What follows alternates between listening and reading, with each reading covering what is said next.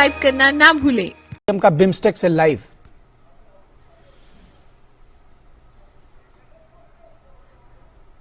BIMSTEC सदस्य देशों के मेरे मित्र और साथी लीडर्स, बिम्स्टेक के सेक्रेटरी जनरल, नमस्कार। आज 5वीं बिम्स्टेक समिट में आप सबसे मिलकर मैं बहुत ही प्रसन्न हूं। बिम्स्टेक की स्थापना का यह 25वां वर्ष है, इसलिए आज की समिट को मैं विशेष रूप से महत्वपूर्ण मानता हूं। इस लैंडमार्क समिट के परिणाम बिम्स्टेक के इतिहास में एक स्वर्णिम अध्याय लिखेंगे। एक्सेलेंसीज, पिछले 2 सालों के चुनौतीपूर्ण माहौल में राष्ट्रपति राजपक्ष ने बिम्स्टेक को कुशल नेतृत्व दिया है। सबसे पहले मैं उनका अभिनंदन करता हूं। आज के चुनौतीपूर्ण वैश्विक परिप्रेक्ष्य में से हमारा क्षेत्र भी अछूता नहीं रहा है। हमारी अर्थव्यवस्थाएं, हमारे लोग अभी भी कोविड-19 पैंडेमिक के दुष्प्रभावों को झेल रहे हैं। पिछले कुछ सप्ताहों के यूरोप के डेवलपमेंट्स ने अंतर्राष्ट्रीय व्यवस्था के स्थायित्व पर प्रश्न चिन्ह खड़ा हो गया है। इस संदर्भ में बिम्स्टेक क्षेत्रीय सहयोग को और सक्रिय बनाना महत्वपूर्ण हो गया है। हमारी क्षेत्रीय सुरक्षा को अधिक प्राथमिकता देना भी अनिवार्य हो गया है। एक्सेलेंसीज, आज हमारे बिम्स्टेक चार्टर को एडॉप्ट किया जा रहा है। एक संस्थागत आर्किटेक्चर की ओर हमारे प्रयासों के लिए एक महत्वपूर्ण कदम है। इसके लिए मैं अध्यक्ष महोदय का आभार व्यक्त करता हूं। चार्टर में हमने हर 2 साल में समिट मीटिंग्स और सालाना विदेश मंत्रियों की बैठक का निर्णय लिया है। मैं इसका स्वागत करता हूं। अब हमें अपना ध्यान इस बात पर फोकस करना चाहिए कि इस आर्किटेक्चर को और मजबूत कैसे बनाया जाए। इस संदर्भ में सेक्रेटरी जनरल का सुझाव है कि एक एमिनेंट पर्सन्स ग्रुप का गठन किया जाए जो एक विजन डॉक्यूमेंट तैयार करेगा। मैं इस सुझाव से सहमत हूं। बिम्स्टेक हमारी अपेक्षाओं को पूरा करे, इसके लिए सचिवालय की क्षमता को बढ़ाना भी महत्वपूर्ण है। मेरा सुझाव है कि सेक्रेटरी जनरल पर इस लक्ष्य की प्राप्ति के लिए एक रोड मैप बनाएं। यह महत्वपूर्ण कार्य समय और अपेक्षा के अनुरूप पूरा हो। इसके लिए भारत सचिवालय के ऑपरेशनल बजट को बढ़ाने के लिए $1 मिलियन की वित्तीय सहायता देगा। एक्सेलेंसीज, हमारे आपसी व्यापार को बढ़ाने के लिए बिम्स्टेक एफटीए के प्रस्ताव पर शीघ्र प्रगति करना आवश्यक है।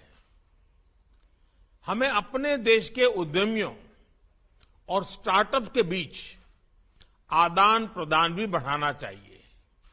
इसी के साथ हमें ट्रेड फैसिलिटेशन के क्षेत्र में इंटरनेशनल नॉर्म्स को अपनाने का भी प्रयत्न करना चाहिए। इससे इंट्रा बिम्स्टेक ट्रेड और इकोनॉमिक इंटीग्रेशन को बढ़ावा मिलेगा। इस संदर्भ में Indian council for research on international economic relations ADB के साथ मिलकर हमारे अधिकारियों की जागरूकता बढ़ाने के लिए एक कार्यक्रम शुरू करने वाला है। मैं आशा करता हूं कि सभी देश के संबंधित अधिकारी इसमें नियमित रूप से शामिल होंगे। एक्सेलेंसीज, हमारे बीच बेहतर इंटीग्रेशन, बेहतर व्यापार, बेहतर पीपल टू पीपल संबंधों का मुख्य आधार बेहतर कनेक्टिविटी है। इस पर हम जितना भी जोर दें कम है। आज हमने बिम्स्टेक के master plan for transport connectivity को एडॉप्ट किया है। इसे तैयार करने के लिए मैं एडीबी का आभार व्यक्त करता हूं।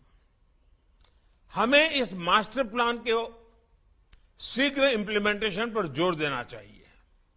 इसी के साथ कनेक्टिविटी के क्षेत्र में पहले से चल रहे इनिशिएटिव पर भी हमें तेजी से आगे बढ़ना होगा। बे ऑफ बंगाल में एक कोस्टल शिपिंग इकोसिस्टम स्थापित करने के लिए एक कानूनी फ्रेमवर्क शीघ्र विकसित करना आवश्यक है। इलेक्ट्रिसिटी ग्रिड इंटरकनेक्टिविटी को भी चर्चाओं से आगे ले जाकर धरातल पर उतारने का समय आ गया है। इसी तरह रोड कनेक्टिविटी बढ़ाने के लिए भी एक लीगल फ्रेमवर्क की स्थापना महत्वपूर्ण है। एक्सेलेंसी, हमारे क्षेत्र पर हमेशा से प्राकृतिक आपदाओं का खतरा रहा है। डिजास्टर मैनेजमेंट, विशेषकर डिजास्टर रिस्क रिडक्शन पर सहयोग के लिए BIMSTEC centre for weather and climate एक महत्वपूर्ण संस्था है और इसे सक्रिय बनाने के लिए मैं आप सबका सहयोग चाहूंगा। इस सेंटर के कार्य को पुनः शुरू करने के लिए भारत $3 मिलियन का योगदान करने को तैयार है। भारत ने हाल में तीसरी बिम्स्टेक डिजास्टर मैनेजमेंट एक्सरसाइज पैनेक्स 21 आयोजित की। इस तरह की एक्सरसाइजेज नियमित रूप से होनी चाहिए ताकि हमारे अधिकारियों के बीच डिजास्टर के समय साथ काम करने की इंस्टीट्यूशनल व्यवस्था मजबूत हो। एक्सेलेंसीज, क्वालिटी एजुकेशन संबंधित सस्टेनेबल डेवलपमेंट गोल को प्राप्त करना हम सभी की राष्ट्रीय नीतियों का महत्वपूर्ण हिस्सा है। हम नालंदा अंतर्राष्ट्रीय विश्वविद्यालय द्वारा दी जाने वाली बिम्स्टेक स्कॉलरशिप योजना का विस्तार करने और उसका दायरा बढ़ाने की दिशा में काम कर रहे हैं। हम बंगाल की खाड़ी को केंद्र में रखते हुए मरीन साइंस पर ज्वाइंट रिसर्च को बढ़ावा देने का भी प्रयत्न कर रहे हैं। कृषि क्षेत्र सभी बिम्स्टेक देशों की अर्थव्यवस्था का आधार है। हमारे बीच वैल्यू एडेड कृषि प्रोडक्ट्स की रीजनल वैल्यू चेन बनाने की अच्छी संभावनाएं हैं। इसके लिए हमने भारत के एक संस्थान RIS को व्यापक अध्ययन करने का कार्य दिया है। एक्सेलेंसी, सुरक्षा के बिना हमारे क्षेत्र की समृद्धि या विकास सुनिश्चित करना असंभव है।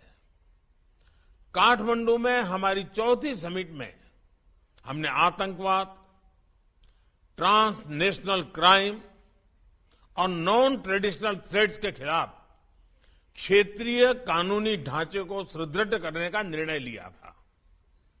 हमने अपनी लॉ एनफोर्समेंट एजेंसीज के बीच सहयोग बढ़ाने का भी फैसला किया था। मुझे खुशी है कि हमारा कन्वेंशन टू कॉम्बैट टेररिज्म पिछले साल से सक्रिय हो गया है।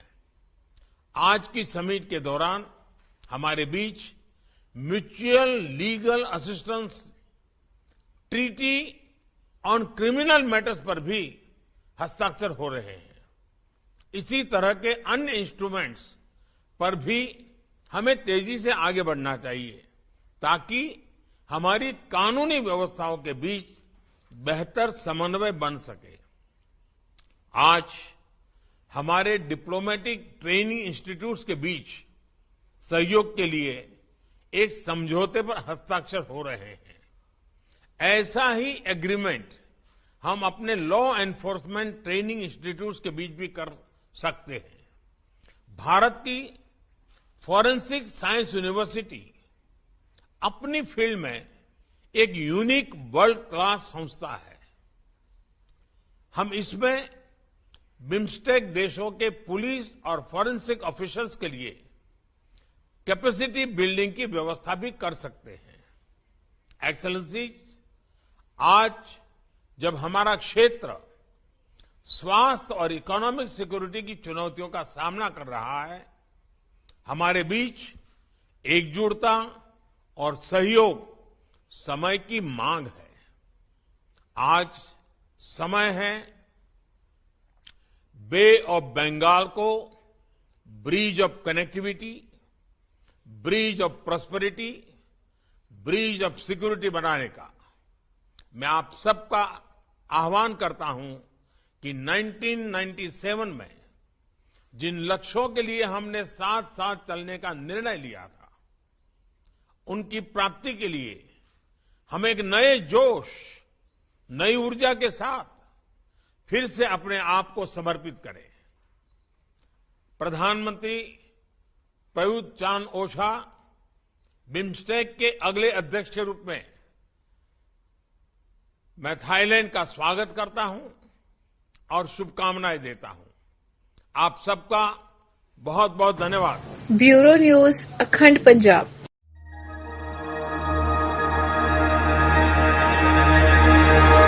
चैनल को सब्सक्राइब करना ना भूलें।